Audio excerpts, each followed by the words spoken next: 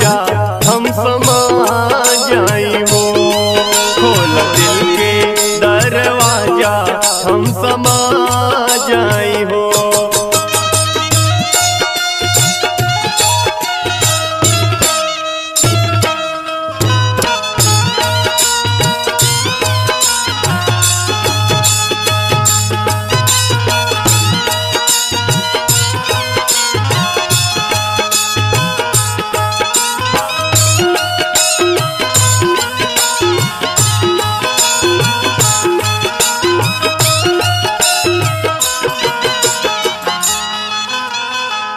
कैले बानी प्यार तोहसे होई जब सगाई।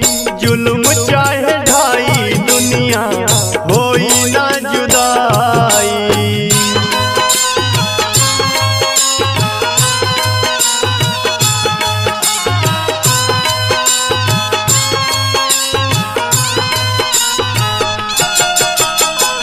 कैले बानी प्यार तोहसे होई जब सगाई। जुल्म चाहे ढाई दुनिया होई ना जुदाई। प्यार के प्यार में दिल वफा पाई हो। प्यार के प्यार में दिल वफा पाई हो। खोल दिल के दरवाजा हम समा जाई हो। खोल दिल के दरवाजा हम समा जाई हो।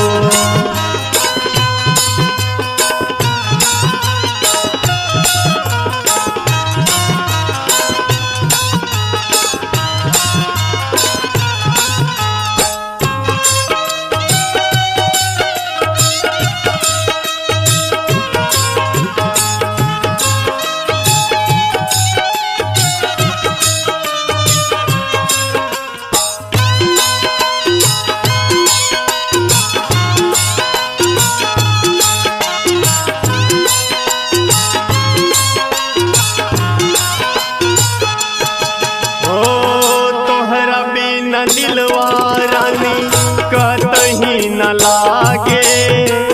सपना देख दिन रात रही जागे जागे।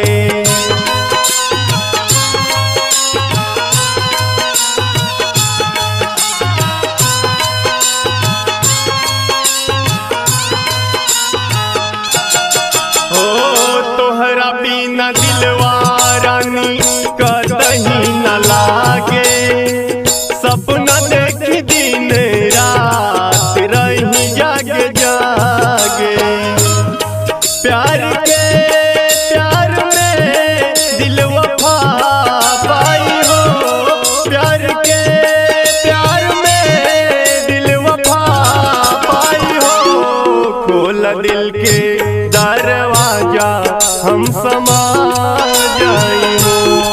खोल दिल के दरवाजा हम समा जाई हो।